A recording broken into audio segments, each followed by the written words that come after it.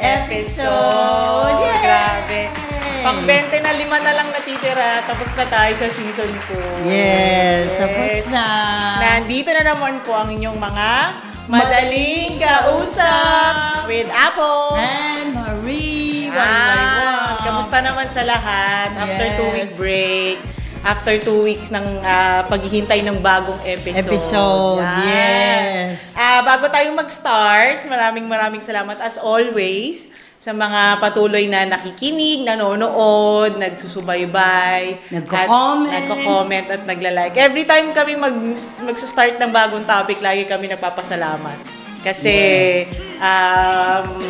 consistent yung mga nagpapasalamat. Di sila nadadagdagan. Nambabash.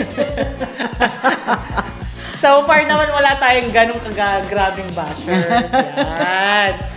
Patuloy lang po kayong mag-support and sana mapalaki pa natin, mapalago pa natin yung ating pamilya, Makaka-family.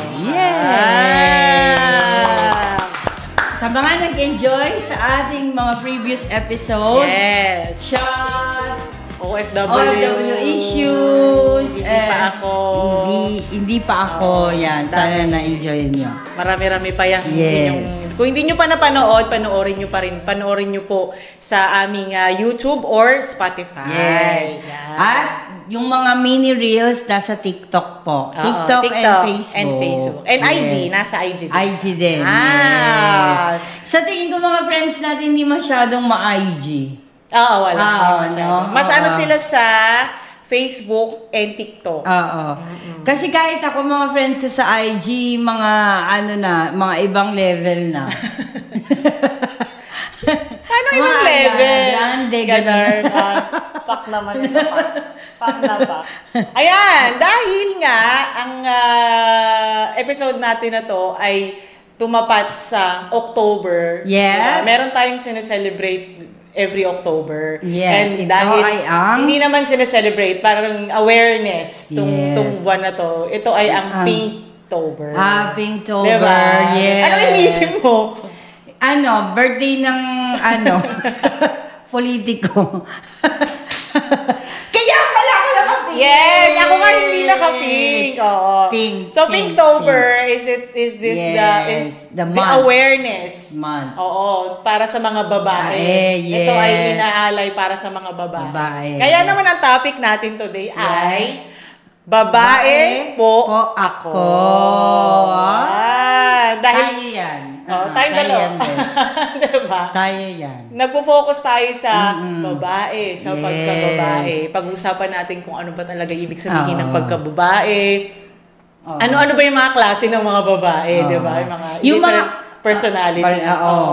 Yung mga followers naman naming na lalaki, makinig din naman. Hindi naman dito puro tungkol lang sa pagiging babae din. Pag-usapan kasi natin mamaya kung ano ba yung mga struggles na hindi naiintindihan ng lalaki. Yung mga personal struggles natin. Makakakuha kayo ng idea. Tips. Diba? Paano kayo makakaano sa mga babae? Paano nyo mas lalong maintindihan yung mga babae? Yes. Speaking dahil nga, syempre, mga babae kami. And, syempre, pag-usapan din natin yung mga expectations natin sa atin ng mga babae. Diba? Marami-rami yan. Totoo. Lilista natin mamaya. Ayoko na nitong topic na ito. Babae ka agad, di ba? Babago na-isip. Yan. Numero 1 yan, sign. Ayan, diba?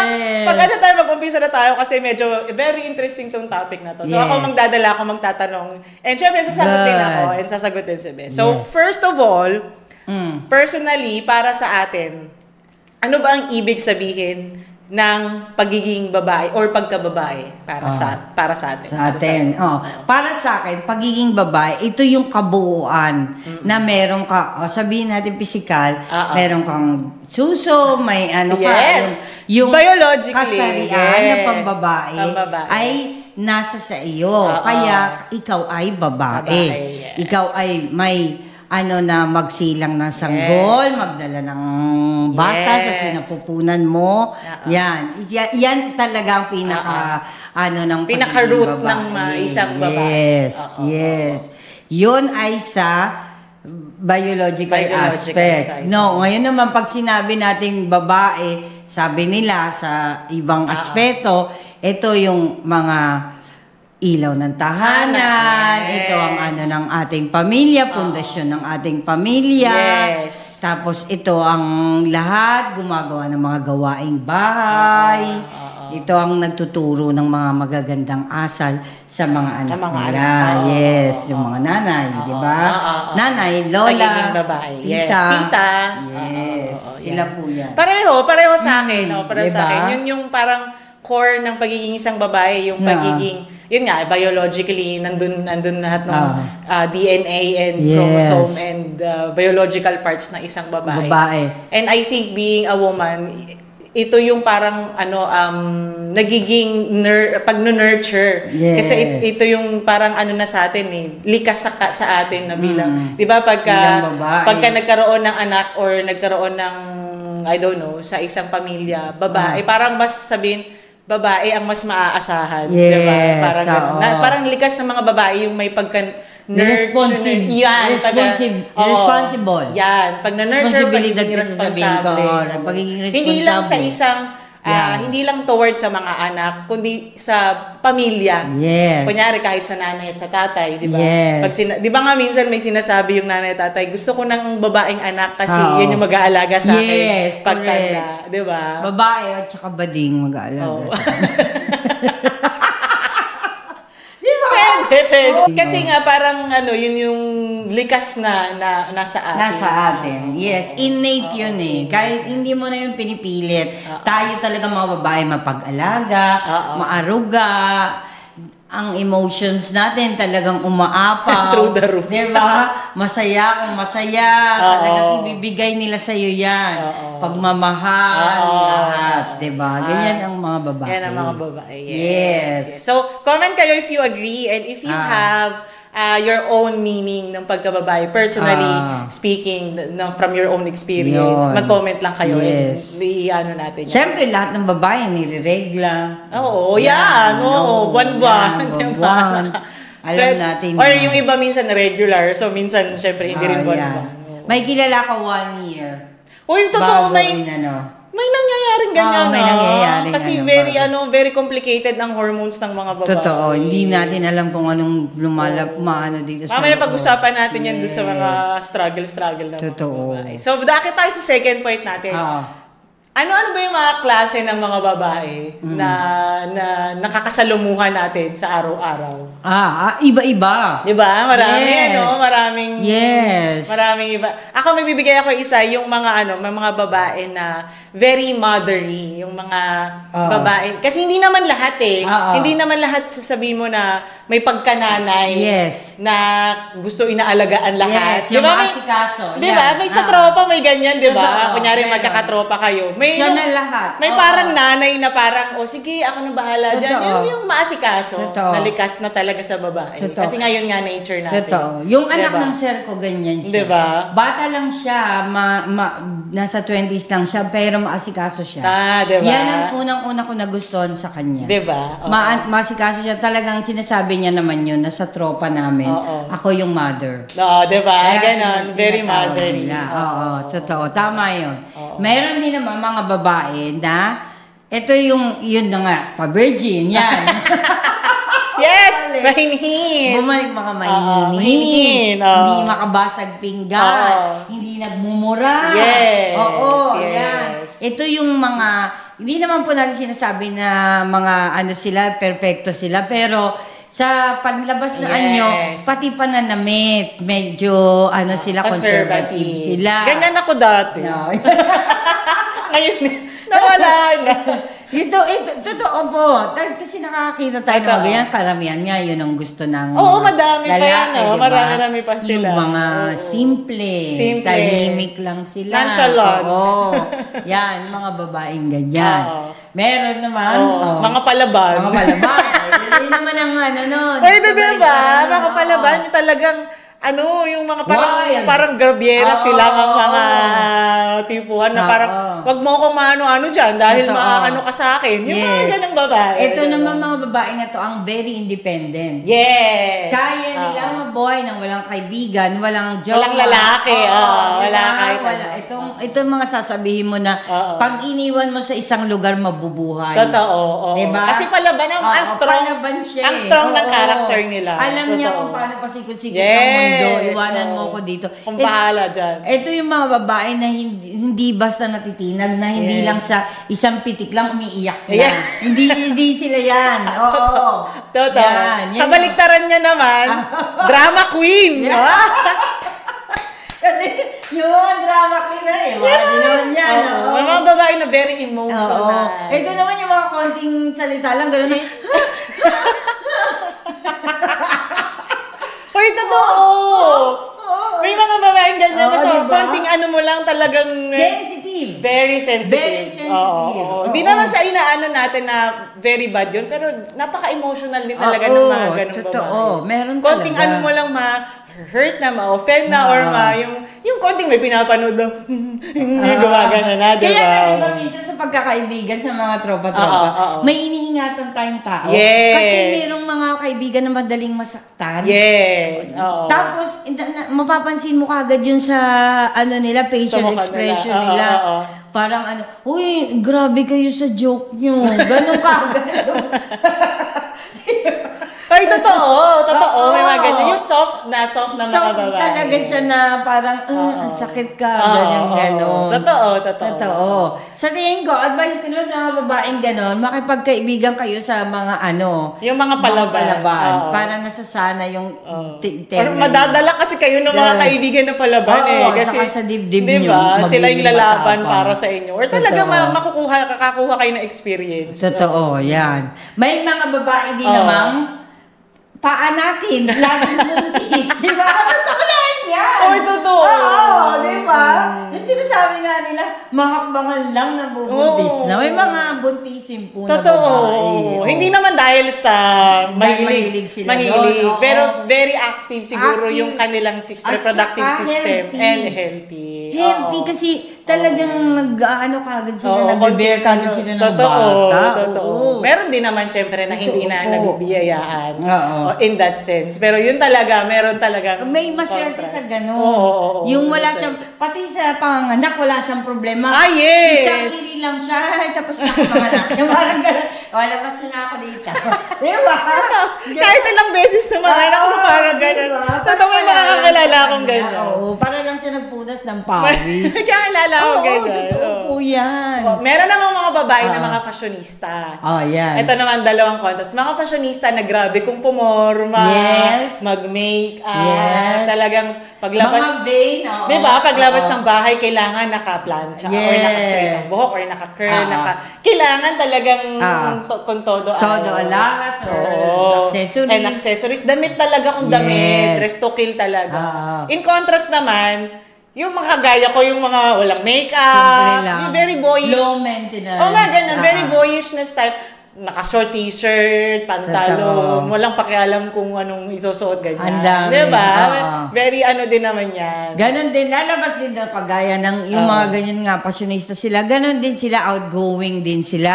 Yung mga babae na to, sila yung mga di mo mahanap sa bahay. Laging nasa galaan. Yan. Kasi para sa kanila, ay naku, boring na sa bahay. Napaka-sociable ng mga sociable, yan. Meron din naman na hindi sociable. Kung may outgoing na incoming. Pero mga hindi ayaw na lumabas ng bahay, ng kwarto. Ayaw na lumabas ng bahay. Computer, nagbabasa, nanonood, yung mga ganun. Laging tinatamad. Ang mga ginagawa lang nila, puro lang sila sa bahay nagluluto, ganun ang mga nila. So talagang makikita mo dyan, ang daming klase ng mga babae, As in talagang, pag sinabi mong babae, iba-iba talaga ng personality. And sobrang dami niya. Kumpara mo sa mga lalaki din. Diba? Kasi pag sinabi mo lalaki, parang lalaki banday. Lalaki, diba Parang pareho sila ng character. Sig meron din mga soft, pero ang babae kasi sobrang dami ng mga character niya na nag-classic. Na pinuportray. Diba? Na talaga, di ba nga, parang ikakaiba talaga pag sinabi mong babae. At saka parang, lahat na sila parang sinasabi mo na, ano na yun, kabuuan na yun ng mga traits ng isang tao. Nandun na sila lahat. Kasi sa lalaki, very unusual pa na makakita ka ng lalaki na lalamya-lamya. Kasi sasabihin mo talaga, ay, ang lambot mo. Babae ito. Parang gano'n. Diba? Para kang babae. Kasi sa lalaki, nandun na kagad yung ano natin na, idea natin na, ay, lalaki to, siga to. Ano to, tas ano to magsalita. Ganyan. Minsan may nakakausap tayong lalaki, gano'n magsalita, ay, puti. Gano'n. Diba? Parang na, huy, lalaki ba yan siya? Ba't gano'n siya magsalita?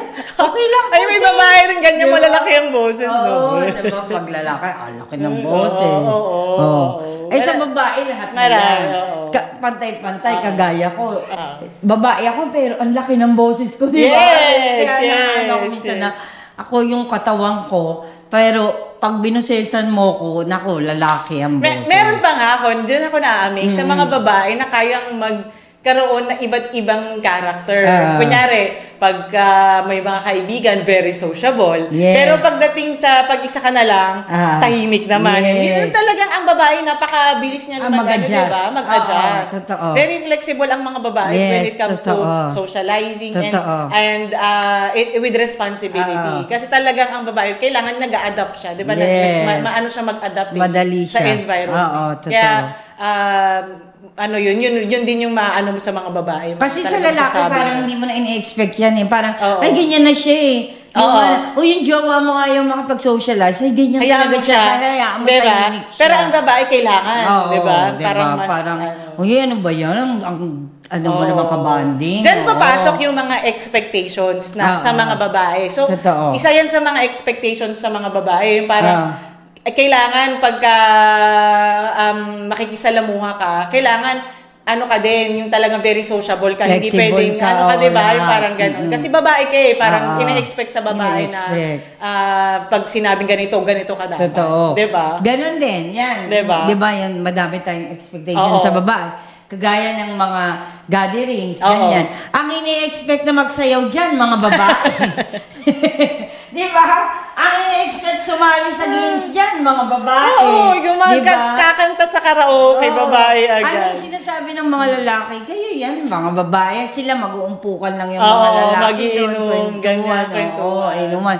Ngayon nga, kumakanta-kanta na yung mga boys. Pero, magaganda lang yung mga boses na yun talaga. Kaya gusto nilang hawakan yung mic. Pero the rest, atin na. Totoo. Diba? Kailangan ang babae ang magdadala, kumbaga, ng event, ng party. Exactly. Lahat. Lahat yan. Babae din ang mag-organize. Mag-aayos. Mag-decorate. Yes. Lahat yan. Yung parang, inaano na kagad ng mga lalaki, wala nga akong alam sa ganyan Very rare po na makita niyo yung lalaki na siya ang magpipresenta na, ako mag-ayos ng table. Di ba? Ako set up ng balloons. At least sa Filipino culture sa Filipino culture, talagang bihira. Yes. Totoo. Palaging babae. At very rare din, yung mga lalaki yung magsiset everything. Totoo. Dito yung gulaman, dito yung para aesthetic. Kasi lahat tayo yan Ultimo sa bulaklak hanggang sa lalagyan ng regalo tayo lahat. At saka kung sino yung mga i-invite mo, paano mo i-invite, ipiprint mo invitation, ibibigay mo yung mga gano'n, mga small details. Pero alam mo, minsan kasalanan din natin mga babae. Bakit? Kasi tayo din ang pati una din tayo palagi. Bida-bida palagi tayo. Ako na dyan. Sige, huwag mong gawin yan. Ako gagawa yan. Ganon. Tapos inaano natin, imbis na magsasuggest yung jowa natin, ay, ang pangit ng suggestion ni Daddy! Totoo! Ganun kagad, binablock na kagad natin. Yes. Which is very natural yan sa babae. Totoo. So, ano ba mga Another. Kailangan ang babae dapat marunong magluto. Expectation. It's a no for me. Diba? Since my delivery, na. Diba kasi ang expectation dati sa mga babae, dapat ang babae nagluluto sa bahay. Nagluluto. Pero, ngayon, nagbabago na nga yung panahon. Lahat na po, dalawa na po, lalaki o babae, kailangan po nagluluto. At saka very modern world na tayo ngayon. hindi ka na magugutom at one point. Kasi noong unang panahon, magugutom sila dahil kung ano lang ang resources na nandun sa backyard, kailangan gawa ng paraan ni nanay yun.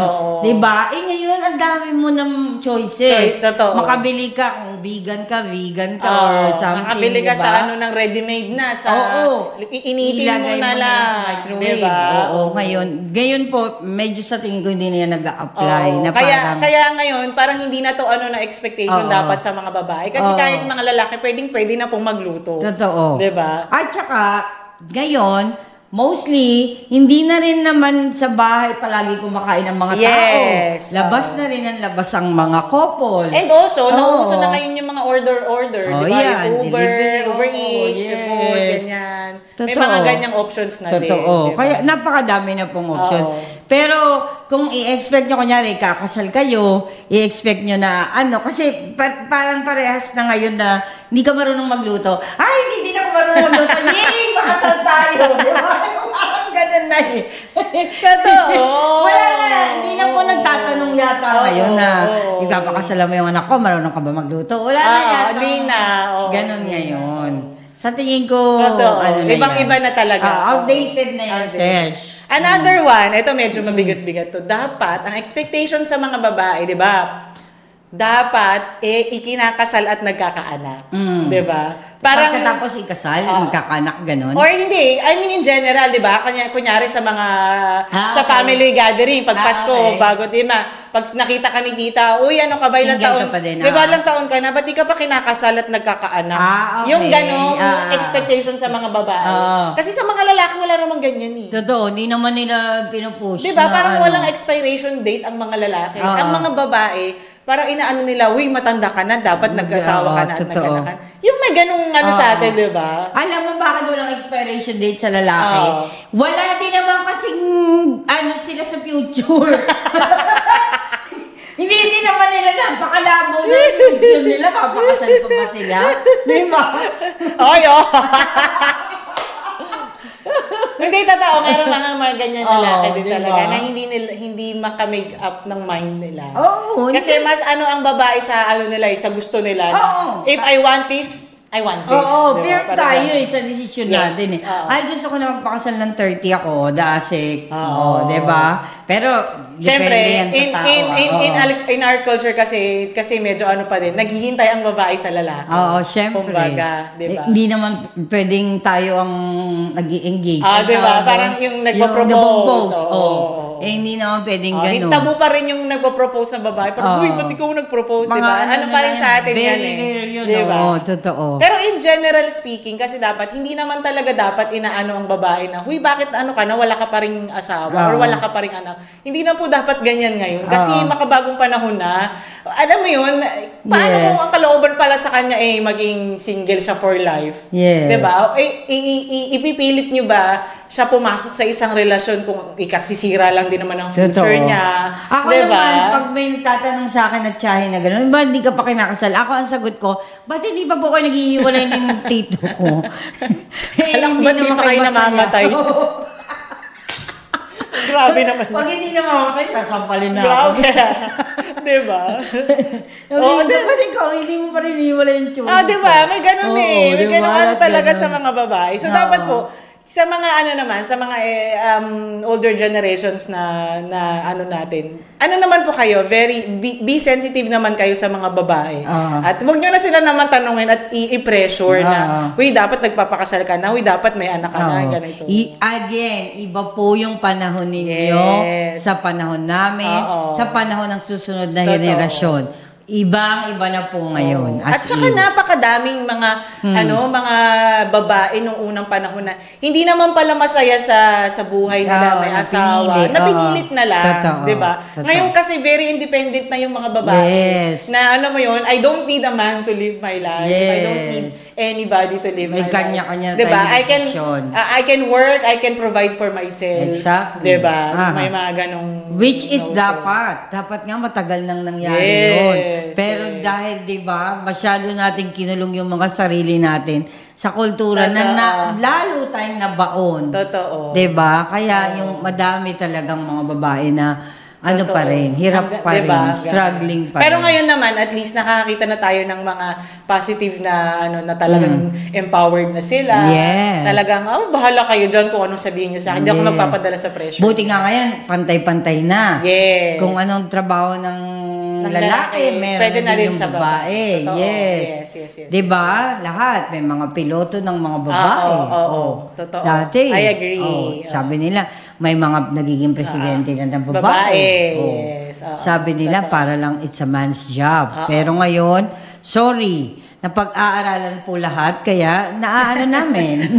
Totoo. Diba? I agree. Another expectation. Yung sinabi ko nga kanina na dapat ang babae ang nag-aalaga sa pamilya. Di ba dapat, di ba, sige, sabihin muna natin ngayon sa between nanay at tatay. Kailangan daw ang babae palagi ang nag-aalaga ng anak, sila ang nag-aasikaso ng ganito, which is, I think, very wrong. Dapat kasi 50-50, di ba? Yes. Nanay at tatay dapat parehong nag-aalaga yan. Hindi kasi hodang nagtatrabaho ka, nanay na lang palagi ang nag-aalaga ng anak. Pero sa totoo lang ngayon ano na din yung mga kabataan hindi ko naman sa inaano sila. Medyo slack na rin sila Hindi na rin sila masyadong nagte-take care sa family nila. Yes. Mas inaano nila yung self-love. Sarili na lang nila. Ay, kailangan maging masaya ako, travel ako. May mga nakikita ka na may, din na ganyan. May mga anak na akong nakikita na din na ganyan na parang mas pinaano nila na mas din yung sarili ko. Nila. Unahin ko yung sarili ko kaysa yung iba. Yun, kaya medyo kumakawala na rin yung mga, na yun sa kultura natin. Na sila ang mag-aalaga, babae ang mag-aalaga. Kasi talaga, kahit sa pamilya, di ba yan? Yes. Talagang babae ang aasahan mo Totoo. Talagang si ate, kailangan padala ng ganito kasi si nanay at si tatay ganito. Tsaka meron na din ako na lalaki siya, pero siya yung single. Siya nag-aalaga. Yes, dapat naman talaga. Siya nag-aalaga. Kasi wala nang natira Kumbaga, nasa ibang bansa na lahat siya or tulong-tulong. Diba? Tulong-tulong. Why not? Kung sino yung makakapag-alaga, then sige, provide na lang yung iba. Diba? Ganun. Sa babae kasi, expectation na yan na parang andyan naman si ate. Diba? Kaya niya na si nanay tsaka si babae tatay. palagi. Kasi nga, nandun tayo sa pagiging maaruga natin. Yes. Pag babae ba, dapat pasensyosa? Mas grabe yung pasensya natin. Expectation din sa atin yan na dapat palagi ang babae magpapasensya. Bakit ganun? Pero kahit totoo pa rin. Tayo pa rin pasensya. Totoo yan. Mahaba talagang pasensya ng babae. For the sake of peace, sa kahit anong relasyon, sa kahit anong pamilya, minsan talaga lulunukin na lang ng mga girls. Yes. Ng mga babae. Babae pa din. Para wala na lang argument. Okay, let it be. Okay, go on. Anong decision mo? Totoo yan. Yes. Hanggang ngayon nangyayari yan. Hanggang ngayon, totoo. Hanggang ngayon. Yes. Hanggang ngayon, nagpapasensya ako. Ang haba. Alam mo naman, grabe yung ginagawa sa kanya. Okay, next. Meron ka bang expectations? May naisip ka pa. Parang yun na yun lahat no? Expectations. Expectation siguro ng mga lalaki sa mga babae. Akala nila ganun kagagaling sa kama, pero hindi. Diba? As in, for real. Diba? May mga pinakakasalan kasi trophy wife sila Diba? Parang ang ganda nito. Okay to. Ang kinis. Pero, pagdating po sa kama, patay. Diba? Nahuwisay na. Totoo. Diba? Sa cheating, nahuwisay Totoo. Tama. Kasi si girl, ganun lang. Ine-expect talaga. Sa mga babae na ang gagaling namin gumiling, na wala kaming boto dito sa tagiliran. Not true. Diba? It's not true. Hindi po lahat ng babae adventurous sa kama. Sige, mapag-usapan na natin to. Hindi po lahat ng babae marunong yung mga dapat gawin sa inyong mga lalaki. Na para talagang ultimate pleasure kayo. Yes, Hindi po lahat alam yan. At hindi po lahat gustong gawin yan. Totoo. Diba? Yes, that one. Hindi lahat gustong gawin yan. Unang-unang may mga babae na, ayaw ko yan. I'm so nasasamid. Oh, yan na! I did it! I said it! Ayan na. Ay, totoo. Diba? Hindi po lahat gusto yung mga ganyang trip. Oo. Maswerte kayo. Mapag-usapan naman lang, di ba? Totoo, yes. Hangin lang. Mapag-usapan natin sa ibang topic. Kasi babae. Totoo. Kasi ini-expect niya na mag-helicopter siya or something. No! Hindi yan ganun kadali. Uy, totoo. I-blip niya ako. Uy, hindi, totoo. Very, magandang awareness yan sa kanila. Tsaka dapat hindi talaga kayo nag-expect. Dapat, nyo yan, pag-usapan nyo yan bilang mag-asawa, mag-partner, mag-jowa. Totoo. Kaya pag-usapan nyo yan in between nyo na hindi na dapat nyo ina-expect na dapat dahil babae, gusto niya itong gawin. Kasi akala niya, yung pinakasalan niya, ay nako, the best mo pagka na kami na lang, mag-asawa na kami. Totoo. Pero doon kasi nasa-shattered yung dreams nyo kasi nag-expect kayo ng high in terms of that aspect, that area, that Blackpink area.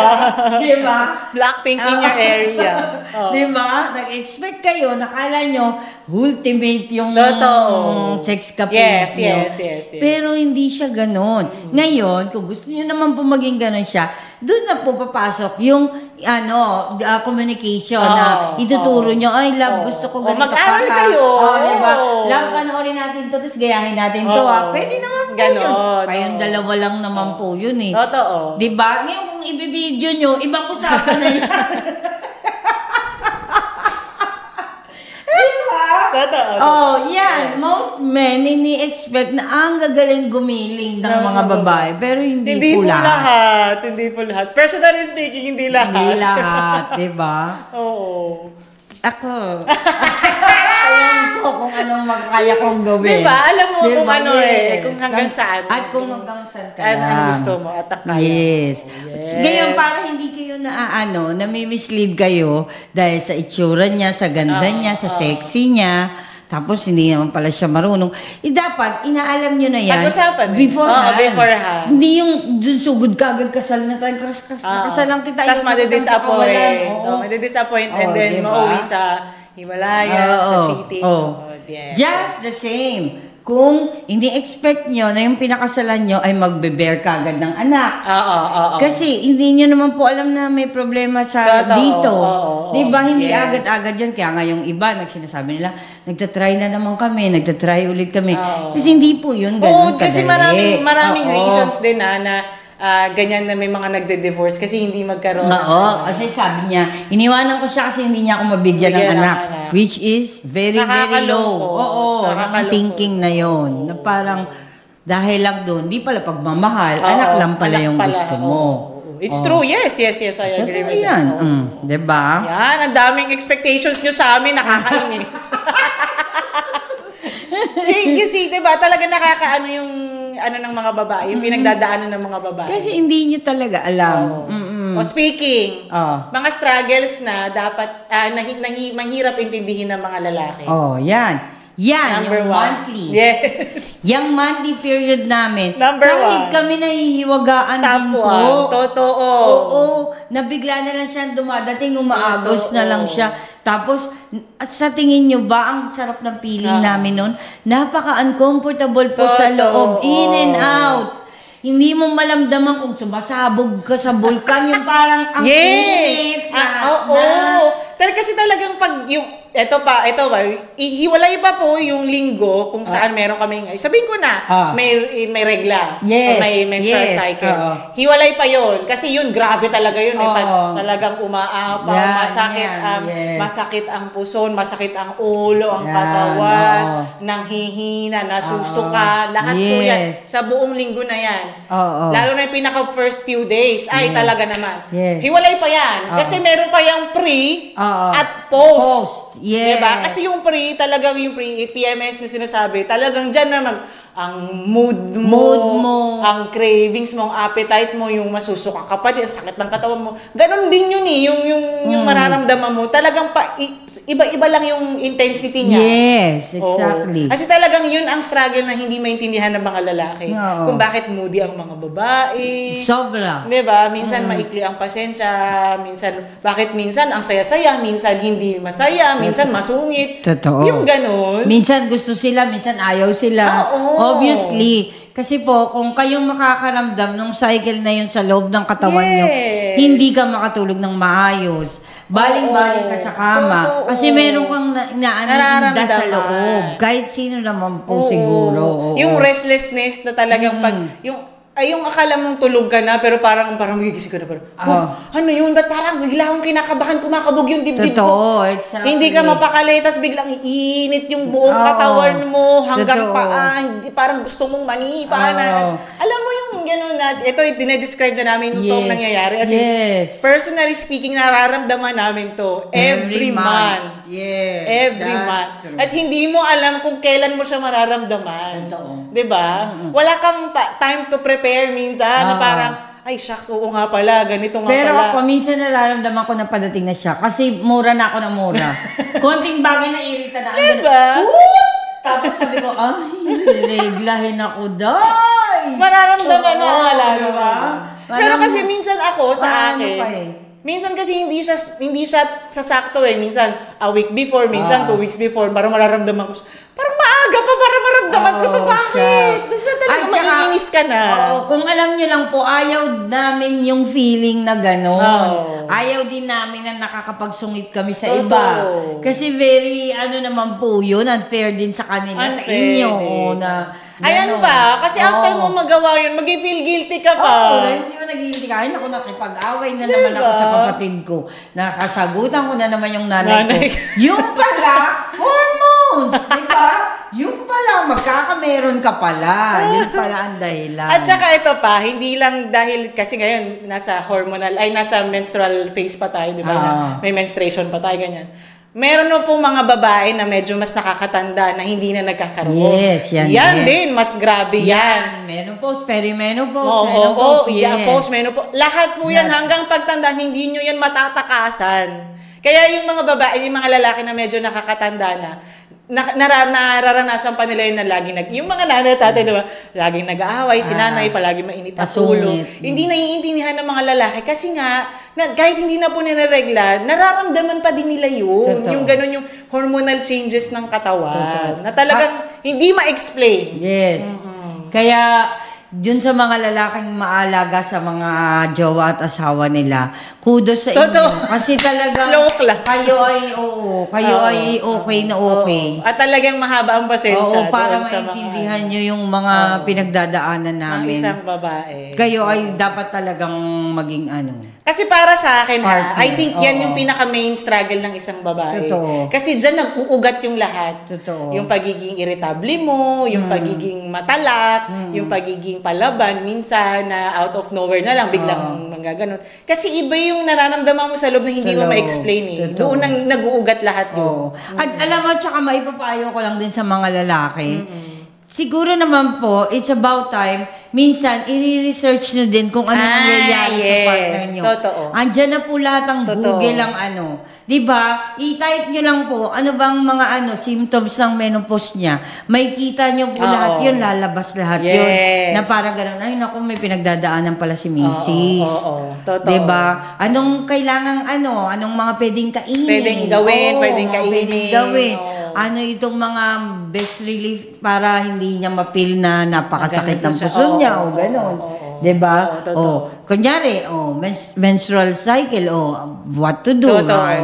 Ito-type nyo lang po sa Google. Kaya ako, believe ako sa mga lalaking gano'n, nagre-research ng mga para sa at saka naka-ready sila na, pag may ganito, talagang magre-ready ako, bibili ako ng mga ganito. Diba? Nakasuporta sa mga babae. Tapos, yung mga nauutusan naman pong bumili ng napkin, okay din po yan, sumunod din naman po kayo. Kawawa din naman yung mga babae. Hindi naman nakakayang bumili ng napkin. Pero yung condom, hindi kayo nahihiyang bumili. Totoo, no? Diba? Pantayin nyo din naman kung meron yung, yung partner nyo. Totoo. At saka ito, tip lang din sa mga lalaki. Pagka mga ganun po, huwag nyo isipin na personal. Hindi yan personal na minsan naiirita yung babae sa inyo. For no reason at all. Bakit palaging ganito sa akin? Bakit ba problema ba? Hindi po kasi minsan, tanungin nyo din siya, ano ba, yun na, tatanungin nyo, magkakaroon ka na ba? Or ano ba nararamdaman mo? Ganon din. Paging sensitive din minsan. Oo, yung mga partner. Kausapin ninyo, kasi doon talaga yun ang ugat eh. Totoo. Totoo yan. Yan. Ayan, meron na kayo.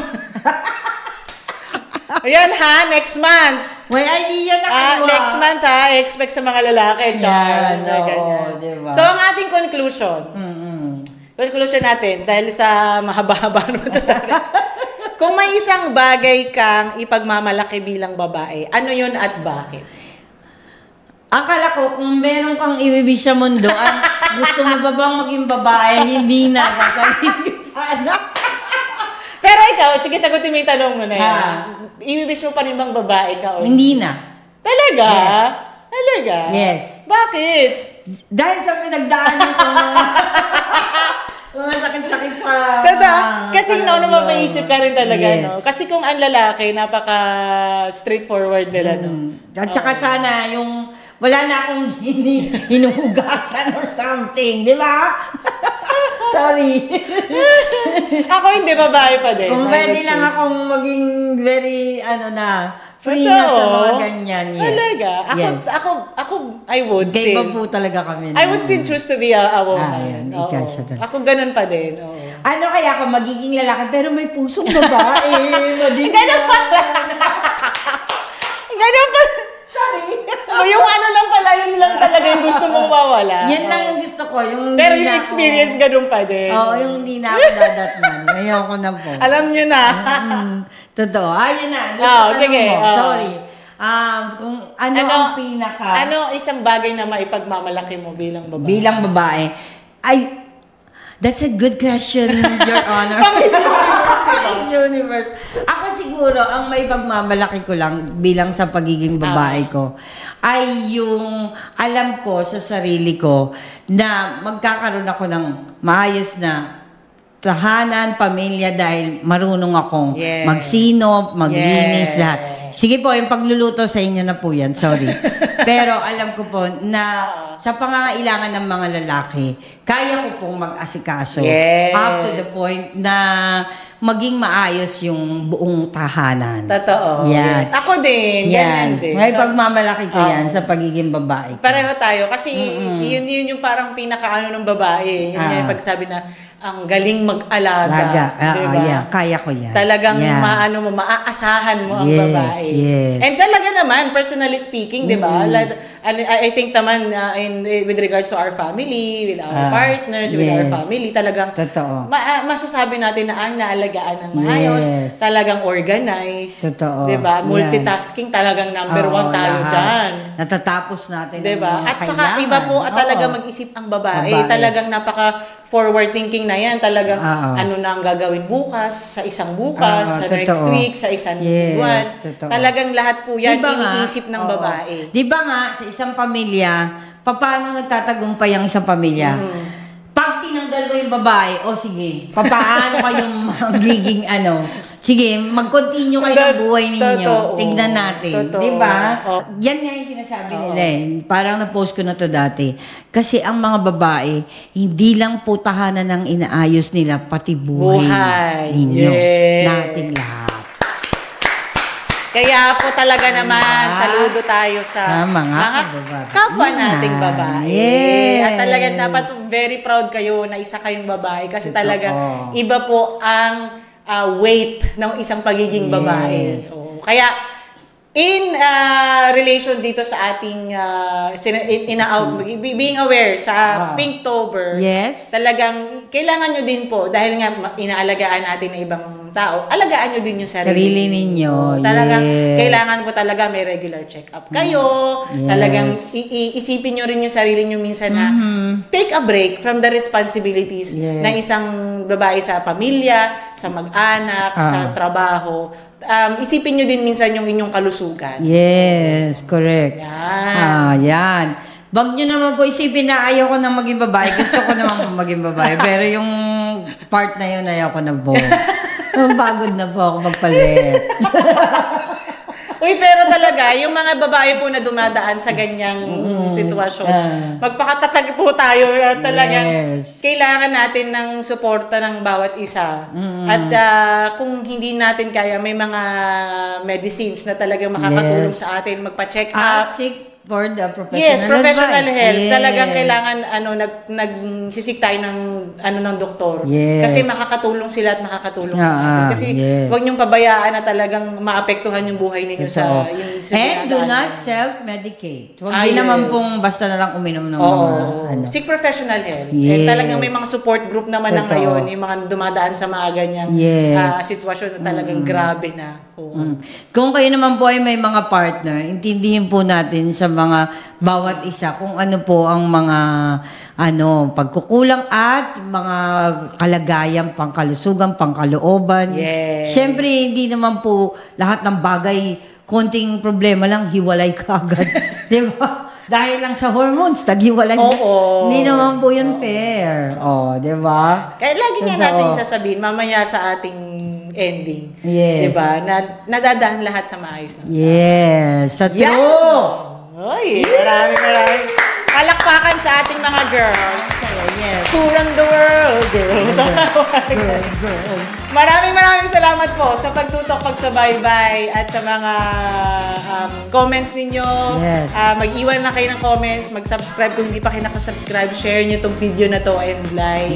And celebrate being a woman. Sana po ay naaliw at natuto tayo kahit papaano. Naalala natin ang mga nakaraan.